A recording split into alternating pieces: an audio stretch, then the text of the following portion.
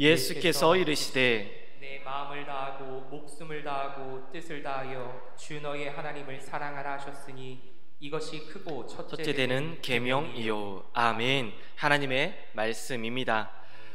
오늘도 수요 저녁 예배 자리에 나오신 우리 모든 성도님들을 환영하고 축복합니다. 우리 시간 먼저 함께 인사 나누실 텐데요, 우리 예배당과 온라인에서 예배드리시는 우리 모든 성도님들 이 시간 함께 인사하도록 하겠습니다. 오늘은 이렇게 우리 인사하도록 하겠습니다. 하나님이 우리를 사랑하십니다. 함께 인사하겠습니다. 하나님이 우리를 사랑하십니다. 하나님이 우리를 사랑하십니다. 하나님이 우리를 함께 하시고 사랑하여 주십니다. 그렇습니다. 하나님은 사랑이십니다. 우리를 사랑하시고 언제나 우리와 함께 하십니다. 그 사랑을 누리는 우리 모두의 복된 매일의 삶이 될 수 있기를 간절히 소망합니다. 수요 저녁 예배 계속해서 4인 4색 성경 공부의 시간을 갖고 있습니다. 오늘은 하나님을 경험하는 삶, 그 세 번째 시간입니다. 벌써 세 번째 시간입니다. 시작을 하니 시간이 참 빠르게 가는 것 같습니다. 저는 오늘 세 번째 시간을 준비하며 벌써 세 번째 시간이라니 벌써 3분의 1을 달려가고 있습니다. 참 빠르죠? 벌써 세 번째 시간입니다. 그런데 혹시 아직도 세 번째 시간이야 하시는 분들 계십니까? 아직도 세 번째 시간이라니 라는 마음을 가지고 계시다면 참 속상할 것 같습니다. 네, 벌써 세 번째 시간이구나 라는 그러한 아쉬운 마음과 기대하는 마음으로 함께 참여해 주시면 우리 귀한 성경 공부 더 큰 은혜가 될 줄 믿습니다. 우리 성경 공부하기에 앞서서 또 어떤 시간이 있죠? 우리의 마음을, 우리의 생각을 집중하는 시간 갖도록 하겠습니다. 제가 주중에 한 권사님께, 온라인으로 참여하시는 권사님께 얘기를 들었는데요, 이 시간을 기다리신다고 하십니다. 그러면서 두 번째 시간에는 첫 번째 시간처럼 뭔가 틀린 그림을 찾을 줄 알고 첫 번째 시간처럼 휴대폰이 아니라 더 큰 화면을 준비하셨다고 합니다. 그래서 잘 찾기 위해서 더 큰 화면을 준비했는데 틀린 그림 찾는 것이 아니라 우리가 이제 동물을 찾는 것이었죠. 그래서 우리 그 권사님의 말을 듣고 오늘은 틀린 그림을 좀 찾아보려고 합니다. 그런데요, 어렵지 않습니다. 우리 첫째 날처럼 어렵지 않고요, 화면을 봐서는 어렵게 보이실 수 있지만, 느껴질 수도 있지만 절대 어렵지 않습니다. 우리 화면을 보며 우리 틀린 그림을 찾으며 우리 다시 한번 마음을, 생각을 집중하는 시간 가져보도록 하겠습니다. 우리 화면 보여주시기 바랍니다. 화면으로 봤을 때 굉장히 복잡해 보이시죠? 어려울 것 같습니다. 하지만 단순하게 생각해 주시기 바랍니다. 어렵지 않습니다. 눈을 크게 뜨고요, 찾고 나면 이렇게 쉬울 수가, 이렇게 생각되실 수 있습니다. 틀린 모든 강아지와 다른 강아지가 있습니다. 그 다른 강아지를 한번 찾아보면 될 것 같습니다. 찾고 나면 정말 허탈하실 수 있습니다. 허탈하실 정도로 이렇게 쉬울 수가. 혹시 찾으신 분 계신가요? 뭐가 다르시죠? 강아지의 표정이 다릅니다. 모양이 다른 게 아니고요, 어디 뭐 다리 모양이 다르고 귀 모양이 다른 것이 아니고 강아지의 표정이 다릅니다. 보여주십니까? 모든 강아지들이 웃고 있는데요, 한 강아지가 찡그리고 있습니다. 보이십니까? 화면이 커서 아마 잘 보이실 것 같은데요, 강아지가 찡그리고 있습니다. 굉장히 허탈하시죠? 귀가 다를까, 발 모양이 다를까 이렇게 찾으셨을 텐데 그런 것이 아니라 강아지의 표정이 다릅니다. 혹시 이런 표정으로 오늘 오신 분 계십니까?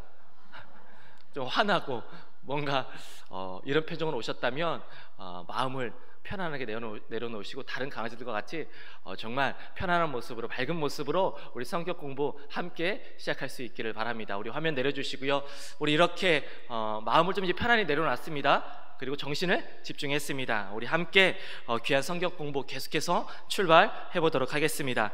오늘 성경 공부 세 번째 시간 주제는요, 하나님이 원하시는 사랑의 관계입니다. 하나님은요, 우리와 사랑의 관계를 맺기를 원하십니다. 우리와 사랑의 관계를 맺고자 하십니다.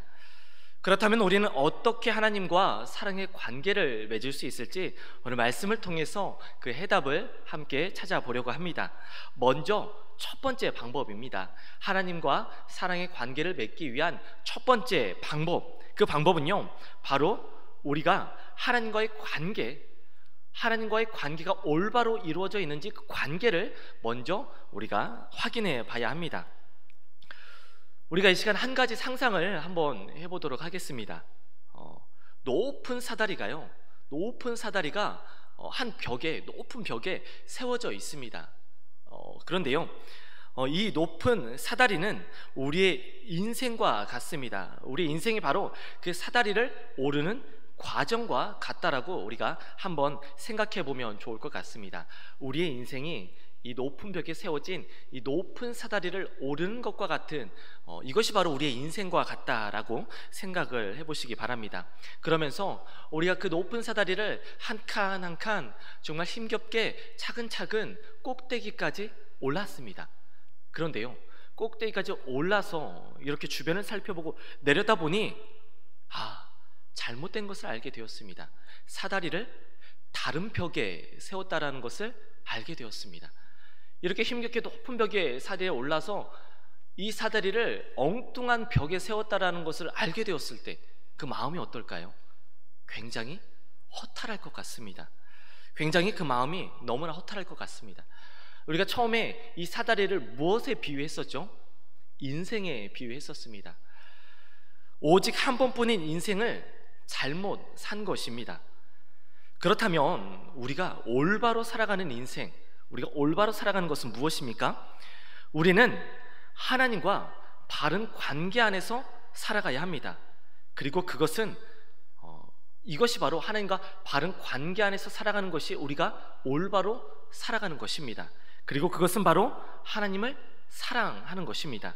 이것이 올바로 되어 있지 않으면 그 어떠한 것도, 그 다른 것도 아무런 가치가 없습니다.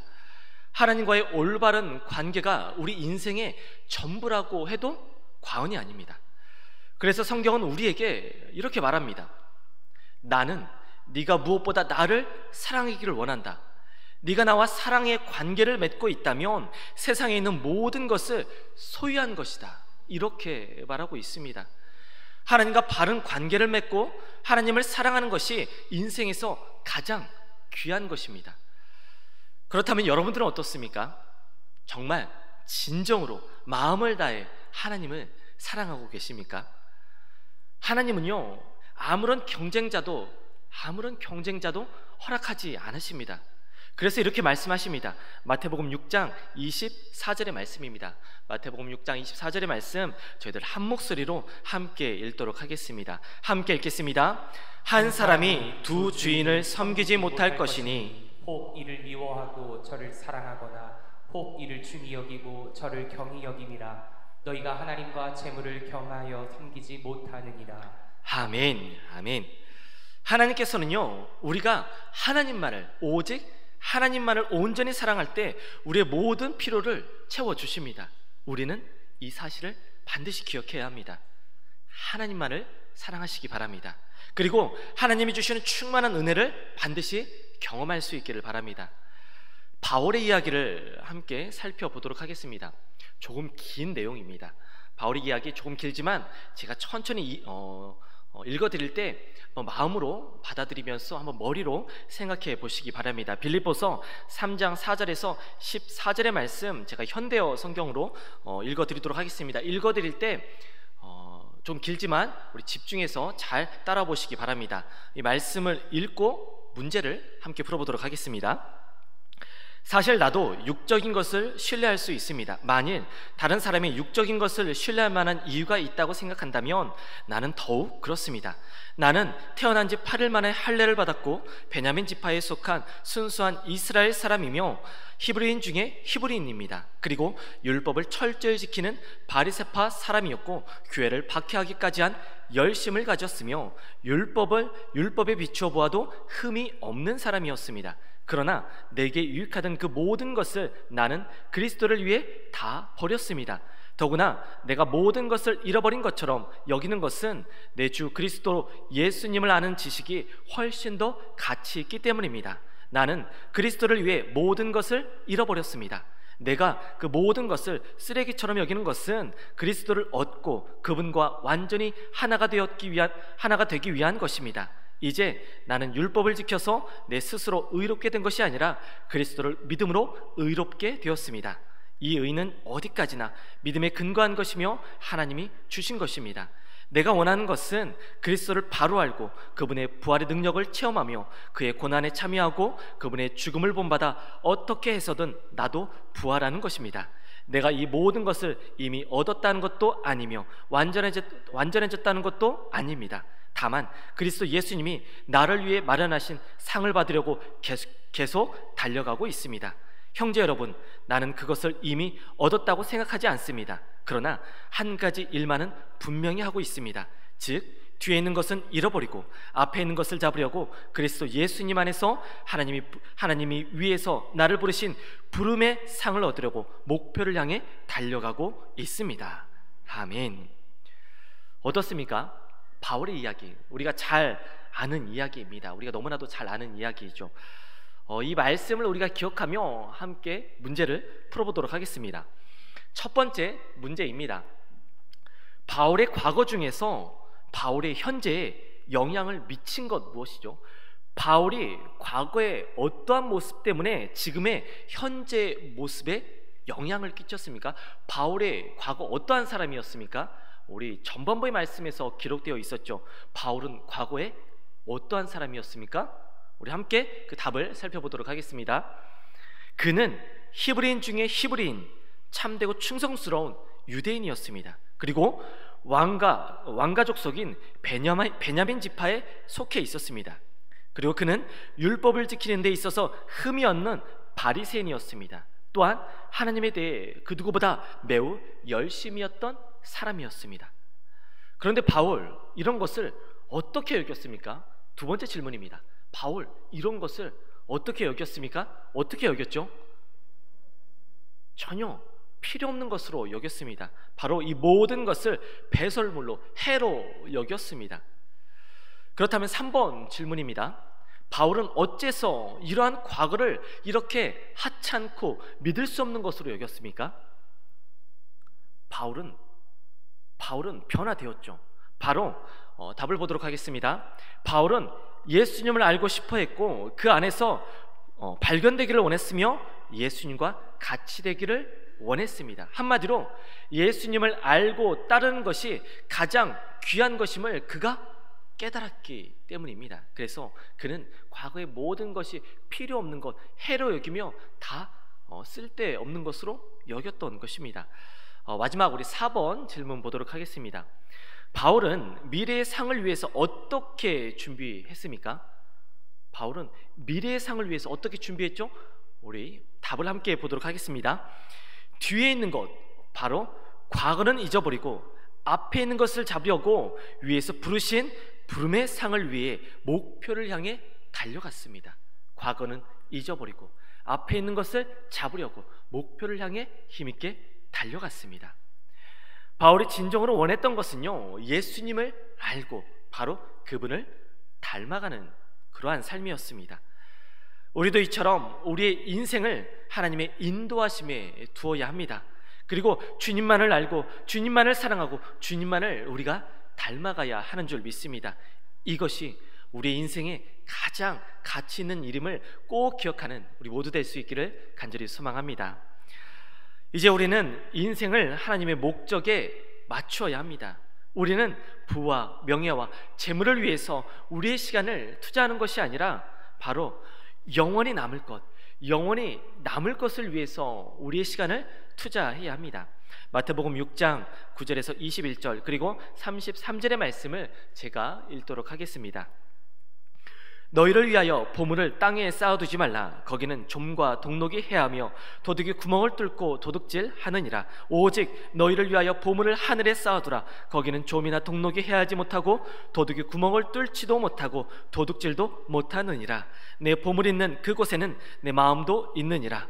그런즉 너희는 먼저 그의 나라와 그의 의를 구하라. 그리하면 이 모든 것을 너희에게 더하시리라. 아멘. 그렇습니다. 우리는 우리의 보화를 하늘에 쌓아두어야 합니다. 하나님과 사랑의 관계가 그토록 중요한 이유가 바로 여기에 있습니다. 하나님은 우리를 사랑하십니다. 그리고 그분은 우리에게 무엇이 최선인지 알고 계십니다. 오직 그분만이 우리의 인생을 가장 가치 있게 인도하실 수 있습니다. 하나님과 동행하며 그분의 음성을 들을 수 있기를 바랍니다. 그러면 하나님의 인도하심을 우리가 깨닫게 될 것입니다. 이처럼 우리는 하나님의 관계를 올바로 세워 나아가야 합니다. 하나님과 함께 걸으며 그분의 음성을 따라 살아가는 것, 이것이 하나님과 사랑의 관계를 맺기 위한 첫 번째 방법입니다. 우리는요, 늘 하나님과 함께하며 하나님의 말씀에 순종하며 하나님을 따라 살아가는 이 관계 속에서 하나님과의 사랑의 관계 또한 이루어 나갈 수 있음을 우리가 반드시 기억해야 합니다. 그렇다면 이제 두 번째 방법을 함께 살펴보도록 하겠습니다. 하나님과 사랑의 관계를 맺기 위한 두 번째 방법입니다. 바로 하나님은 사랑이라는 사실을 우리가 기억해야 합니다. 하나님은 사랑이십니다. 이 사실을 우리가 기억해야 합니다. 하나님은 항상 사랑의 관계에서 주도권을 잡으십니다. 우리가 하나님을 경험하려면 하나님께서 주도권을 잡으시고 우리에게 오셔야 합니다. 이것이 성경 전체에서 기록되어져 있습니다. 하나님이 노아, 아브라함, 그리고 모세, 그리고 다른 모든 선지자들에게 나타나셨습니다. 그리고 하나님께서 주도권을 잡으시고 그 사람과 개인적인 사랑의 교제를 나누었습니다. 이것은 신약 또한 마찬가지입니다. 예수님께서 제자들에게 찾아오셔서 그들을 선택하시고 주님의 사랑을 경험하게 하셨습니다. 바울도 그렇습니다. 주님이 친히 찾아오셨습니다.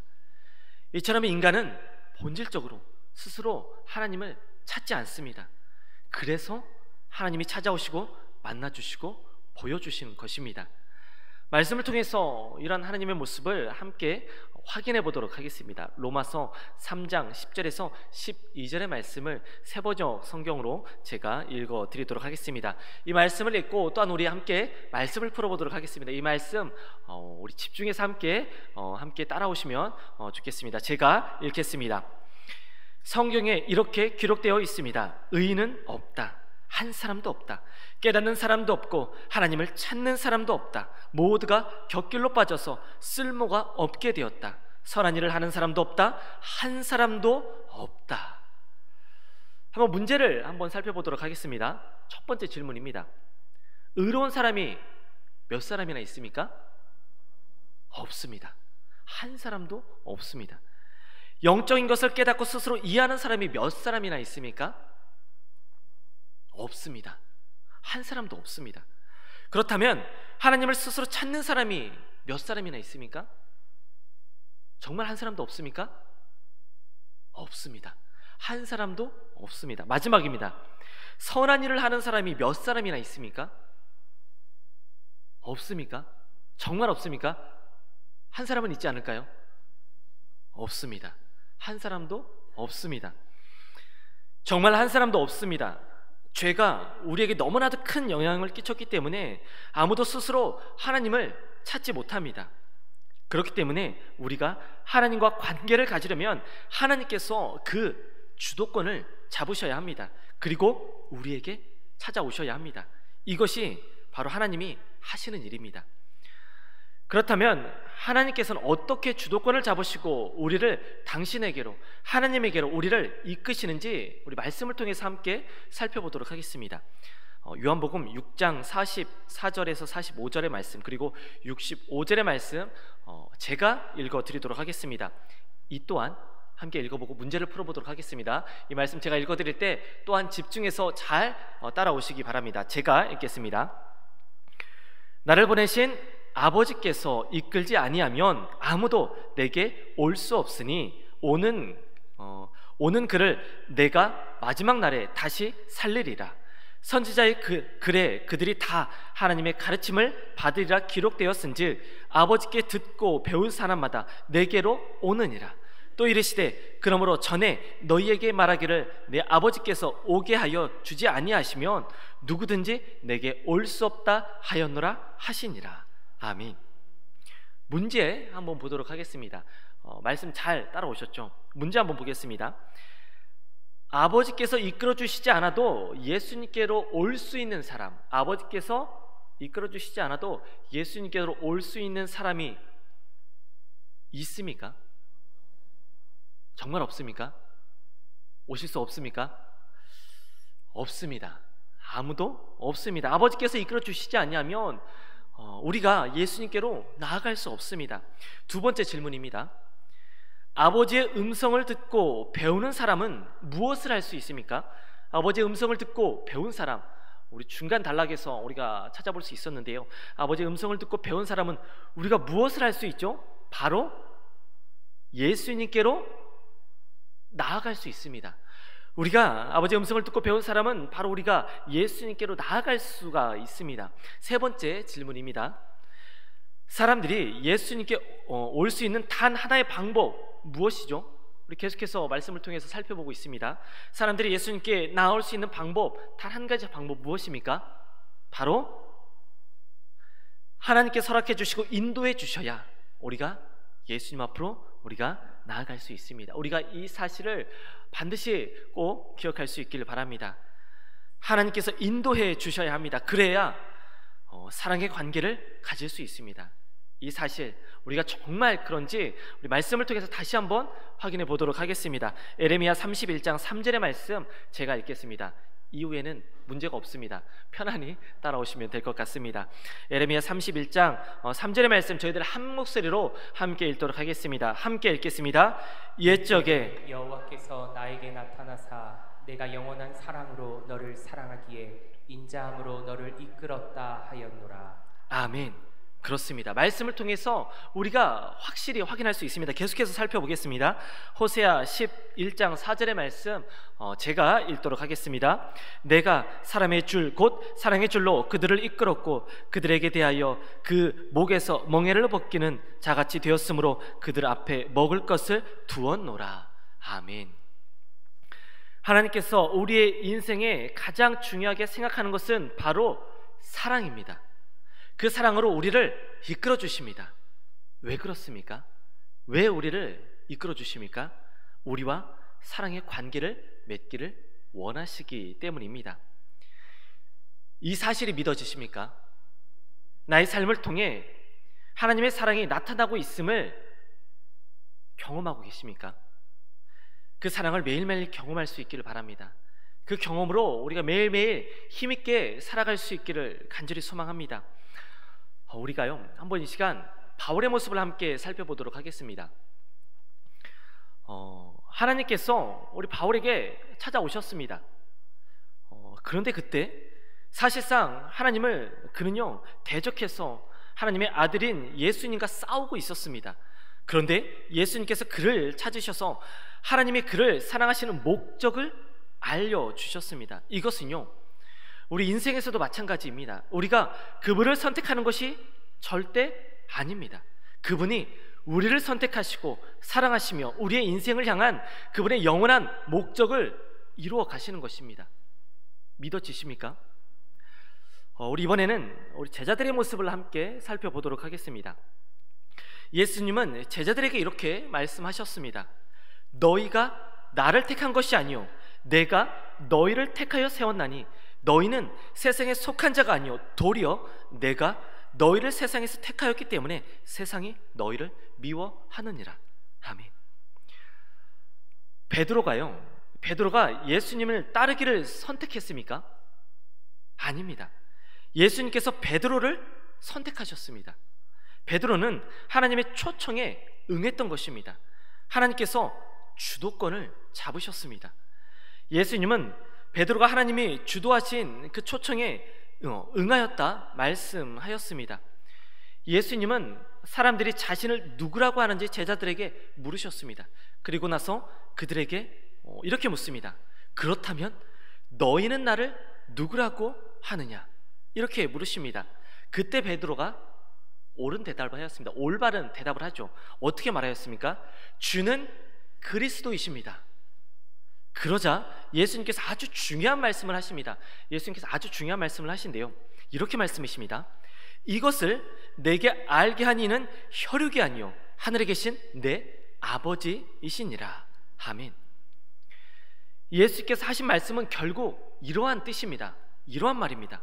베드로야, 내 아버지께서 내 안에서 일하고 계시기 때문에 네가 나를 구주라고 고백할 수 있다. 하나님이 너에게 내가 누구인지 알게 하셨다. 너는 하나님께서 내 인생에서 하고 계신 일을 따르고 있구나. 참 잘하였다. 그렇다면 여러분들은 어떻습니까? 하나님께서 나를 사랑하시기로 결정하신 것을 확실히 믿고 계십니까? 하나님께서는 우리를 부르실 때에 무언가를 계획하고 계셨습니다. 그분이 우리의 인생의 일을 버리기 시작했습니다. 그리고 하나님께서 우리를 이끌어가고 계십니다. 우리는 이 사실을 믿어야 합니다. 그렇다면 오늘 하지 않았던 퀴즈가 있습니다. 무엇이죠? OX 퀴즈를 하지 않았습니다.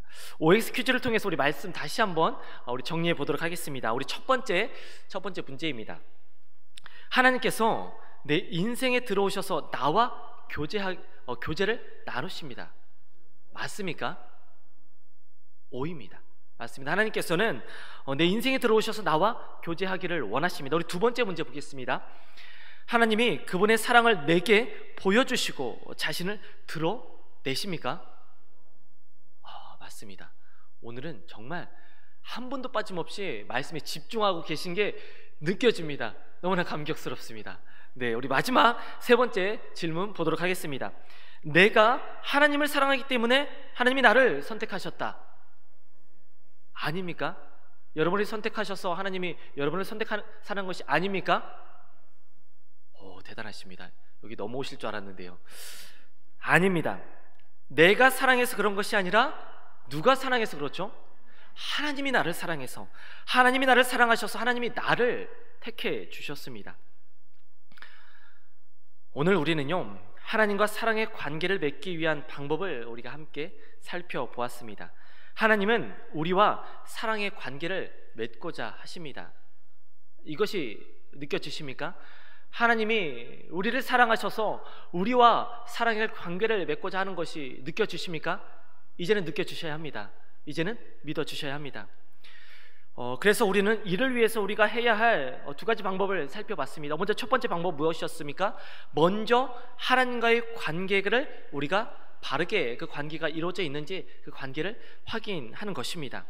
세상의 것을 쫓아 살아가지 아니하고 하나님의 나라와 하나님의 상급을 위해 온전히 그분의 음성을 따라 살아가는 삶, 이것이 올바른 우리의 자세라는 것을 우리가 꼭 기억할 수 있어야 합니다. 그리고 이것이 하나님과의 바른 관계 속에서 살아가는 우리의 모습임을 꼭 기억할 수 있기를 바랍니다. 두 번째, 우리는 하나님은 사랑이심을 꼭 기억해야 합니다. 하나님은요, 우리를 사랑하셔서 우리를 택해 주셨고 우리와 사랑의 관계를 맺고자 하십니다. 그래서 나를 찾아오신 것입니다. 이러한 하나님의 사랑 앞에서 우리는요, 어떻게 해야 합니까? 하나님 앞에 그 모든 주도권을 넘겨드려야 합니다. 내가 하나님을 사랑해서 내가 그 관계를 이끌어가서는 안 되는 것이죠. 하나님이 나를 사랑하심으로 나의 삶을 인도하시도록 온전히 주님을 따라가야 합니다. 모든 것을 주님 앞에 아껴드리고 그 주도권을 넘겨드려야 합니다. 그래야 하나님과 바른 사랑의 관계를 이어갈 수 있습니다. 이 시간 간절히 소망합니다. 이 시간 간절히 바라기는요, 오늘 예배하는 우리 모든 성도님들, 우리 모두가 오늘 하나님과 바른 관계 속에서, 그리고 주님의 한없는 그 사랑 안에서 아름다운 사랑의 관계를 맺고 주님 앞에 온전히 따라 순종하며 나가는 우리 모두가 되어줄 수 있기를 간절히 소망합니다. 그리하여 주님 안에서 매일매일 기뻐하며 감사하며 주님의 능력 가운데 살아가는 우리 모두 되어줄 수 있기를 간절히 소망합니다. 하나님은 우리와 사랑의 관계를 맺기를 원하십니다. 그래서 우리가 하나님의 사랑 가운데 나아가야 합니다. 하나님 앞에 순종해야 합니다. 하나님의 말씀 앞에 온전히 따라 살아가야 합니다. 그 가운데 하나님의 사랑 가운데 하나님의 능력 가운데 살아가는 우리 모두가 되어주는 줄 믿습니다. 이런 복된 삶, 믿음의 삶, 감사의 삶, 은혜의 삶을 걸어가는 우리 모두의 복된 인생 되어주시길 이 시간 좋으신 예수님의 이름으로 간절히 축원드립니다. 아멘.